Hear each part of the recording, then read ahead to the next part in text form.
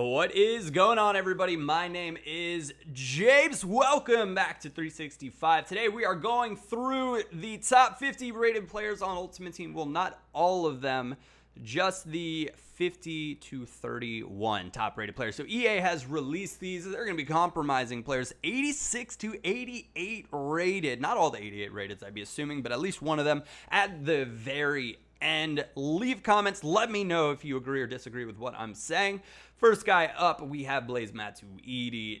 Defense 83, physical 84. I liked him as more of a box-to-box player in my preferred false 9. 16, not going to be the case in 17. I think you are looking at him 110% as a CDM. High work rate, that 2-star weak foot, not stellar. Still looks like a really nice card. Finally, Marcelo. He has the 4-star skills that he so deserves. 4-star weak foot to go along with it. Great dribbling, great defending, great physical, great passing, solid shooting. I'm curious to see how those shooting stats play out, if it's his finishing or his long shots or his shot power, what they kind of gave him a boost there. Unfortunately, he doesn't get over that 80 pace. Cards just look so much better when they hit 80. So he is 86 rated overall. He's going to be awesome. Just let down by that. Now the most feared striker in Ultimate Team, or will be the most feared striker in Ultimate Team this year. If he wasn't already for you in 16, he will be in 17. Absolutely ridiculous stats. 4-star weak foot, low work rates. That's what stands out to me right there. With a 6'2" frame, 96 pace, 80 dribbling, 84 shooting. Like, think about the informs that he can get and where that's going to put this card. Think about the informs that all of these guys could get, or where their team of the seasons could end up. Starting with ratings this high to begin with, it's pretty scary. Payet, high medium work rates, 87 dribbling, 87 passing, absolutely fantastic. Solid pace and shooting, not great if you were going to use him as a left wing. If he was set as an attacking mid, I would, it'd be mouth-watering this card. Set as a left mid, you really have to be using like a 4-4-2, 4-1-2-1-2 wide, 3-5-2. Kind of more systems like that is where I think lower paced outside mids fit a little bit better. Speaking of pace downgrades, we've got Arjen Robben dropping his pace down to an 86. Still has 90 dribbling, 85 shooting, which is great, 81 passing, which is solid. 62 physical, but he did go down. Still has the high-low work rates, 4-star skills, 2-star weak foot. Come on! Actually, that's right. Who am I kidding? So it's interesting. You see Robben at 87. You think Ribery probably went down as well. No longer listed in the ratings. Douglas Costa probably down below 87 as well. So we'll see where that leaves Bayern when everything is said and done. James Rodriguez, 87 rated. I've mentioned it in my preview for attacking mids. This is going to be his FIFA. I thought he was actually going to get a potential decrease. Not the case. And I think he is going to be an elite attacking mid this year if he can get minutes at Real Madrid and potentially squeeze out an informed card or two. Look out, because he is going to be a very, very difficult player to handle. Not as difficult to handle. David Silva, you compare this card to Payet, and they both have the 87 passing and dribbling, but he's got like 10 less pace, and I think 6 less shooting as well. It's hard to get the intangibles, and I think if you look at the run that he had recently, I think his physical should be a lot higher. He doesn't get bodied off the ball like a Juan Mata might, or a players of similar stature to him with his 5'7" frame.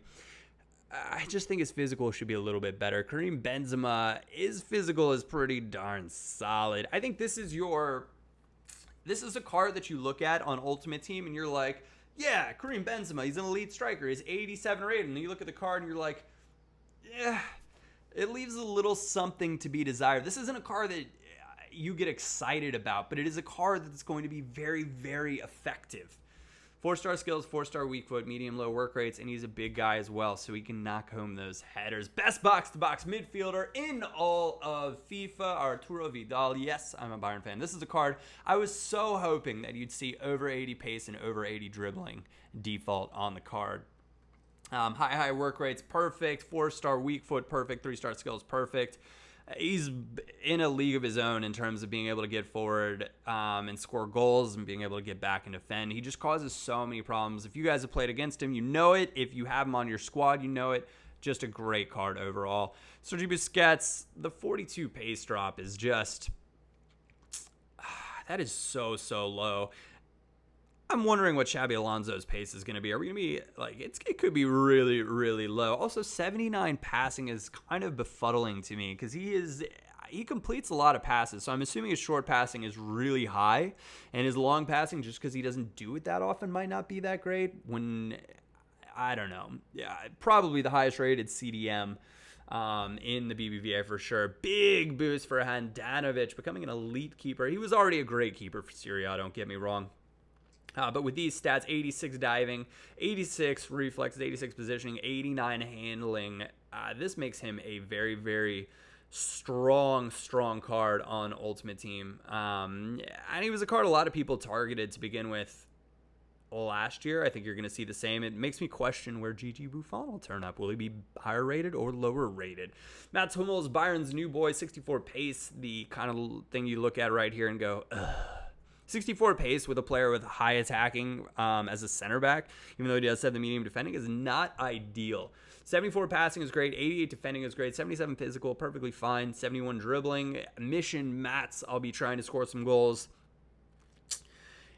I like it because it's an 87 rated center back for Bayern. I think he's going to be cheap, which is great. In the middle of a 3-5-2, he could do some damage. Muller, very much the Benzema effect, where it's impossible for Muller more so. It's impossible to put a statistic on what he does so well, and so trying to build that into a virtual replication of the actual sport is super challenging. So you see a card where you're like, what does Muller actually do well? We're going to have to look at a lot of the, kind of positioning stat. I'm sure he's got a 99 positioning rating. So 87's fair. His skills and his weak foot, probably right. Actually, I think he could be higher. He scored a ton of goals last year. That's absolutely ridiculous.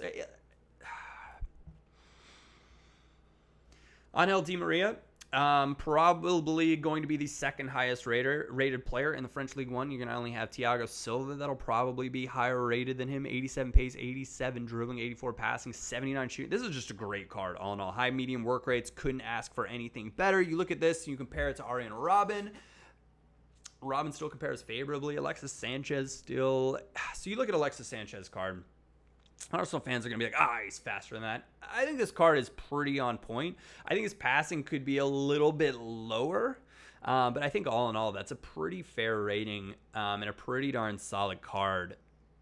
And he's definitely going to be more, he's going to be one of second most expensive left wing option in the BPL. I'm thinking Hazard right now in front of him, but I don't know who else. Even Rakitic, another pretty fairly rated card in my book. Shooting, passing, dribbling looks very, very similar to his card from last year. He just got a 1-point rating boost, which is great if you are a Barca fan or a Croatian international squad builder type. He's going to have some good links, obviously Modric in there as well, who should be higher rated than Rakitic, especially with Real Madrid winning the Champions League. We'll see where that comes out. Speaking of good performances in the good-ish performances in the Champions League, Oblak becomes an elite keeper from being a nice idea in Ultimate Team to now being, really an elite keeper for the BBVA. If you're looking at potentially higher-rated keepers than Oblak in the BBVA, Ter Stegen won't be. What else? So I don't think Navas will be.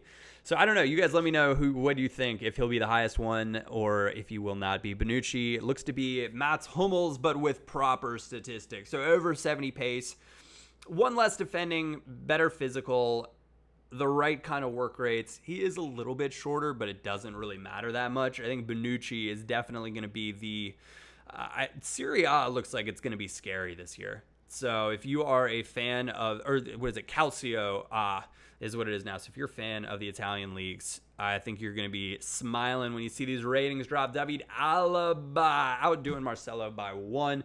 Got better pace. He's got it's similar stats. Is he the best left back in the world? Let me know what you think in the comment section down below. I doubt you'll see a higher rated left back in Ultimate Team this year.